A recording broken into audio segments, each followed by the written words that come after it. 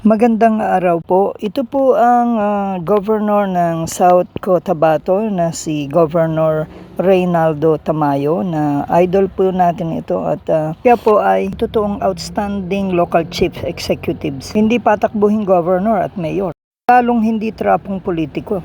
Talagang public servant. Na-feature din natin po yung kanilang ospital na free billing, walang babayaran, maski 1,000,000 ang inyong gastos. Ito'y pinamamahalaan ng kanilang probinsya. Mahuhusay, mababait at magagalang ang mga staff at doctors, nurses. Pakinggan po natin yung kanyang mga sinasabi tungkol sa pagpapatakbo ng kanilang ospital. Marami ho ang pumupuri dito at ito ay na-feature sa ilang national TV station sa mga programa, at naipalabas na rin po natin sila. Ito, yung kanilang ospital doon po dito sa ating channel na NSK TV channel, yung South Cotabato Hospital.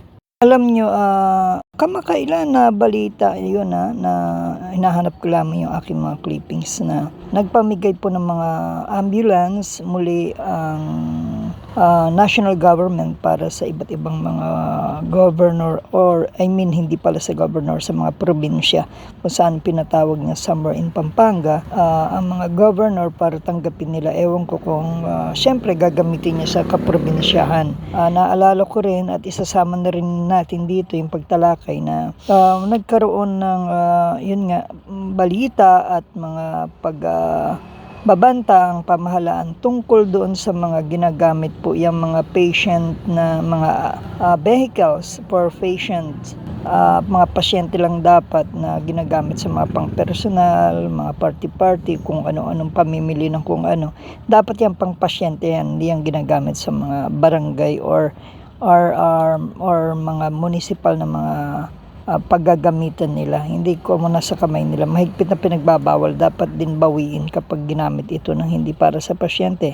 Sa mga kasal, birthday ng mga alipores o kamag-anak ng mga trapong mga governor. Marami tayong alam na ganyan na nakikita talaga natin. Nakikita natin. O saan kayo pupunta, mga kaibigan ko na alipores at kamag-anak ng mga mayor, yung pala pupunta sila sa birthday yan, sa kasalan, ginagamit ho yung patient vehicle. Ewan ko, siyempre, ganun ho talaga sa gobyerno nating bulok nasanay na po tayo sa Pilipinas na ganun. Basta madikit ka, lahat pwede mong biyayain, lahat ng service, basta kayo makikinabang, basta alipores ka at kamag-anak ka. Hindi kamag-anak na kaaway, kamag-anak ka na dikit, nakasama ka sa pagtatakip sa mga kalukuhan, kasama ka makikinabang sa kalukuhan ng mga property gamit ng pamahalaan.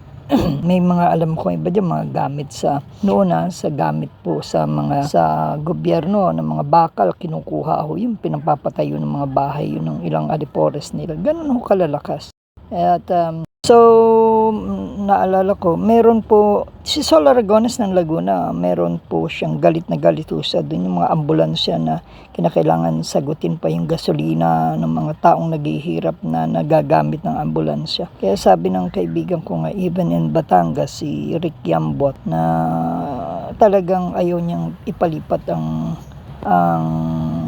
boto ng anak niya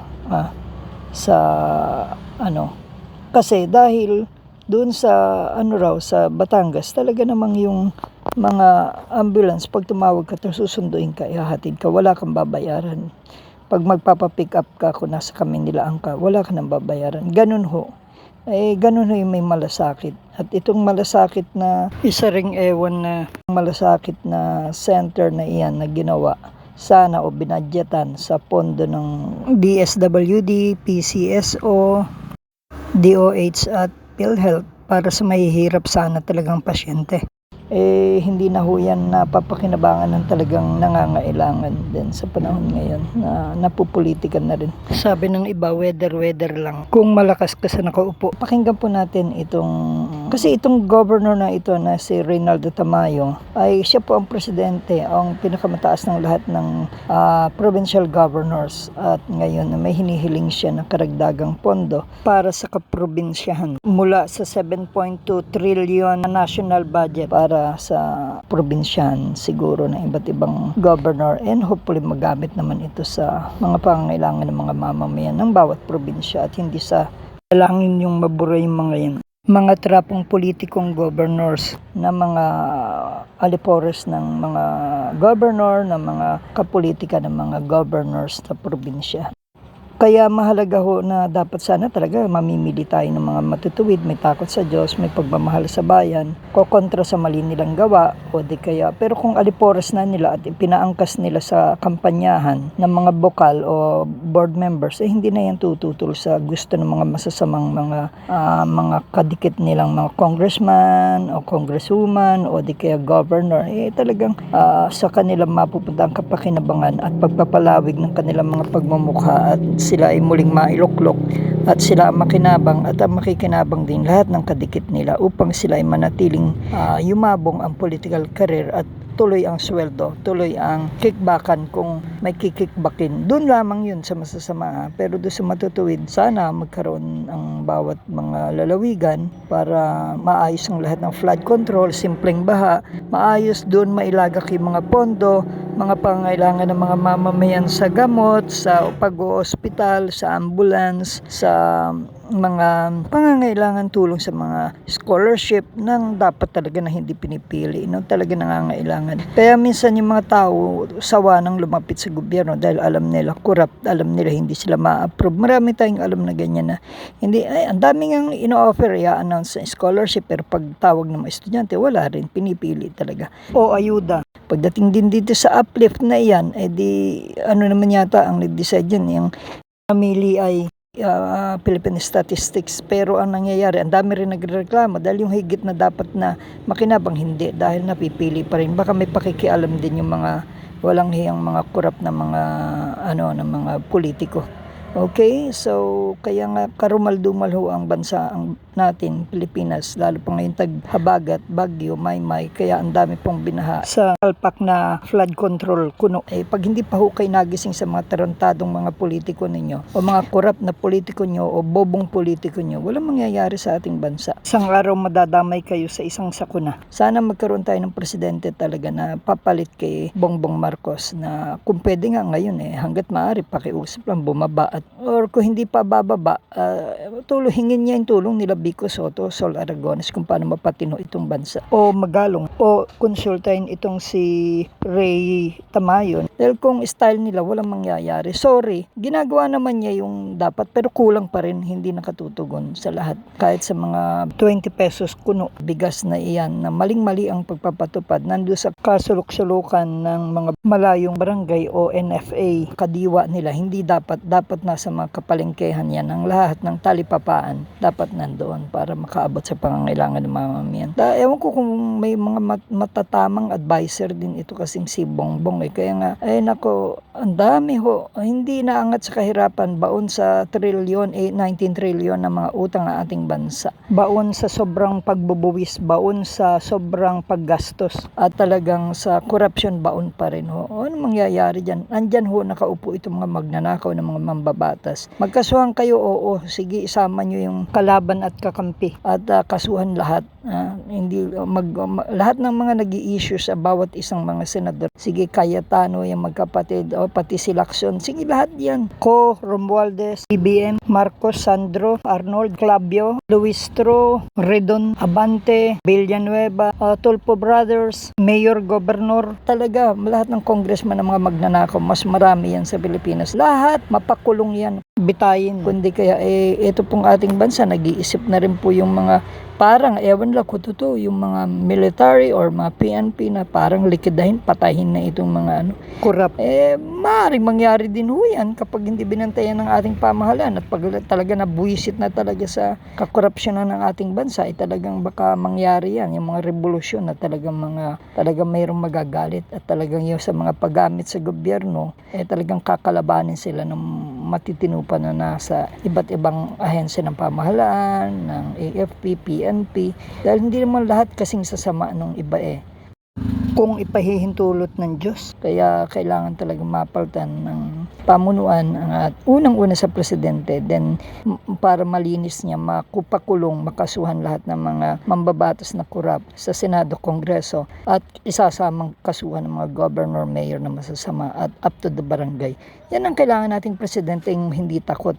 at hindi dapat din kurakot. Dahil ang kurakot na pamunuan o presidente ay hindi katatakutan ng mga mambabatas na kurakot dahil magkakapare-pareho sila, magtutulungan lang sila, magtatakipan. Siyempre sa mundong ito, hindi naman lahat talaga may takot sa Diyos, tunay na may relasyon sa Diyos. Kaya mangyayari, kanyang paggawa ng pagnanakaw ng kamunduhan sila na hindi gagawin yung nais ng Diyos o nais ng bayan, nais ng mamamayan, pang sariling kasiyahan ng pamilya at mga alipores nila at pagpapayaman sa makamundong pamamaraan ng korupsyon. Kaya mahalaga po ang bawat lalawigan, bawat bayan ay makapili ang mga tao, magtulak ng mga matutuwid na pwede maging leader na babangga sa korupsyon, tatapos sa korap at talagang hindi magnanakaw, magkukorap, kundi magaling o humanap ng kapamaraanan upang maayos ang mga kaospitalan nila at para maibigay ang lahat ng pangangailangan medikal ng bawat mamamayan. Siya ay mamahalin at mananatili ang legasiya hanggang mamatay kaysa doon sa mga magnanakaw na mga congressman, senador, governor o mayor. Mamatay man yan, walang legasiya ho talaga dahil nakatanim yung galit ng tao sa kanilang pamilya at alam na nagpayaman lang sila habang nagtutulong kuno gamit ang pondo ng mamamayan. Pero yung tunay na talaga nagmahal kahit sa langit ho, talagang tatanggapin, ipaparada ng anghel sila. Yung hindi pa sisilaw sa salapi ng bigay ng dyablo sa korupsyon. Mahal ang mamamayan, nalulungkot sa mga naghihirap na mamamayan. Lalapit pa lamang ang mga mamamayan, nakangiti na silang sinasalubong at handang tulungan sila. O hindi ayaw silang tulungan, talagang ang hanapin talaga natin. Tulungan sila, hindi tumatakas o hindi ayaw silang tulungan, talagang ang hanapin talaga natin na magkaroon, bihira o makakita ng ganyan. Wala pa ako nakitang ganyang matutuwid talaga. Dito sa ating bayan, sa ating lalawigan, parang Vico Soto, Sol Aragones. Kaya yun ang hanapin ho talaga natin, na mahal ang bayan, mahal, hindi yung kwarta ng bayan ang mahal, kundi may takot sa Diyos at talagang gagawin ng pagmamahal, pagtulong sa mamamayan, lalo na sa naghihirap. Walang pipiliin, hindi pinupolitika. Kaya marami na rin mga pumanaw ng mga nakita tayong mga governor, mayor na nawalan ng legasiya at marami ang natuwa nung pumanaw sila. Yung mga kanilang pinersonal, tinarantado, ginago, yung talagang hindi pinatas ang paglilingkod. Ito kasing ospital ng gobyerno, palagi ko sinasabi, bayad na ito eh. Yung mga doktor, nurses, may pasyente or wala, syldado na yan. May pasyente or wala, nabili na natin yung mga gamot. May pasyente or wala, andyan na yung mga equipment at nagbabayad tayo ng kuryente. Janitor, lahat na yan. Bakit maniningil pa tayo? I don't know, no? Hindi ko rin alam kung bakit gano'n ang sinabi. Pero totoo naman talaga na napakahirap kasing gawin. Nung naging mayor ako, libre naman talaga yung ospital sa bayan ng Tupi. Marami ang mga opisyal na nagsasabi na imposible yung sinasabi ni Mayor Tamayo. Mas lalong imposible yan pag nasa provincial level na. Kasi nga, malaki na yung scope. Pero na-challenge tayo, tumakbo tayo ng gobernador, nung umupo tayo, magsi 7 years na tayo, at ganoon pa man din. Libre talaga yung ospital sa South Cotabato. Kaya sinabi siguro na father of cashier-less hospital si Governor Tamayo dahil alam nila na hindi mo na kailangan pumunta sa cashier para magbayad ng bill mo. Actually, pumunta ako doon sa bagong hospital natin. Kaganda, ang linis. Sabi ko, kailangan ma-centralize na ito. Tinatapos na lang yung second floor para masirado na, para ma-centralize na ma-aircon na pati yung sa lobby. Para na sa private hospital ka eh. Pagpasok ko, may nakita na ako doon, cashier. Sabi ko, bakit gano'n yan? Sir, sa contractor kasi yan. Sabi ko, tanggalin nyo dahil wala naman talaga tayong cashier dito. Ito kasing ospital ng gobyerno, palagi ko sinasabi, bayad na ito eh. Yung mga doktor, nurses, may pasyente or wala, syldado na yan. May pasyente or wala, nabili na natin yung mga gamot. May pasyente or wala, andyan na yung mga equipment at nagbabayad tayo ng kuryente, tubig, janitor, lahat ng yan. Bakit maniningil pa tayo? Di ba? So, gano'n lang kasimple, yung konsepto. Pero pinag-aralan ko ito, mayor pa ako. Kaya't alam ko na kung magiging gobernador ako, alam ko kaya-kayang gawin. Napakahirap lang isipin, pero kayang gawin dahil alam ko kung saan yung isasakripisyo na area ng governance meron tayo. Ito yung sasakripisyo ko dahil ito naman ay hindi naman talaga kailangan pa talaga ng mga tao. Kailangan ko talaga ito muna. So, ganun din sa education. Alam mo, pinag-aaralan ko ngayon yung sa education. Dahil sa totoo lang, hindi naman talaga kaya ng gobyerno natin kung walang partnership with the private sector.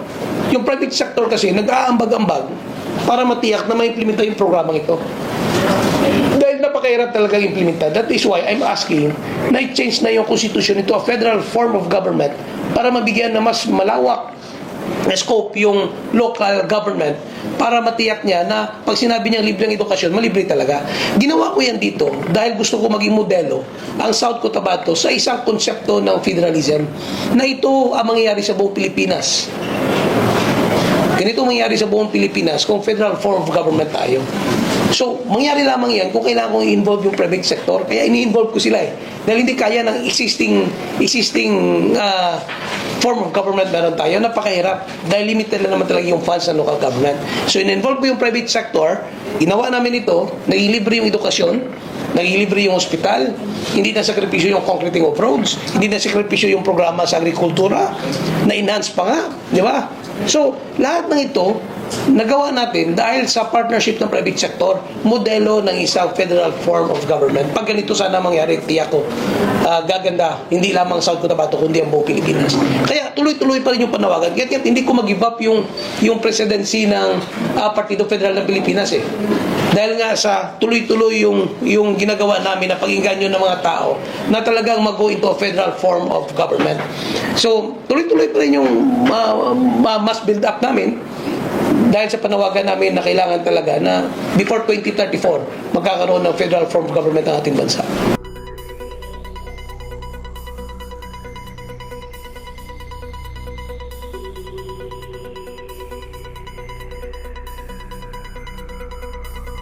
Para sa NSK News ng NSK TV Channel, Narciso Co. Reporting.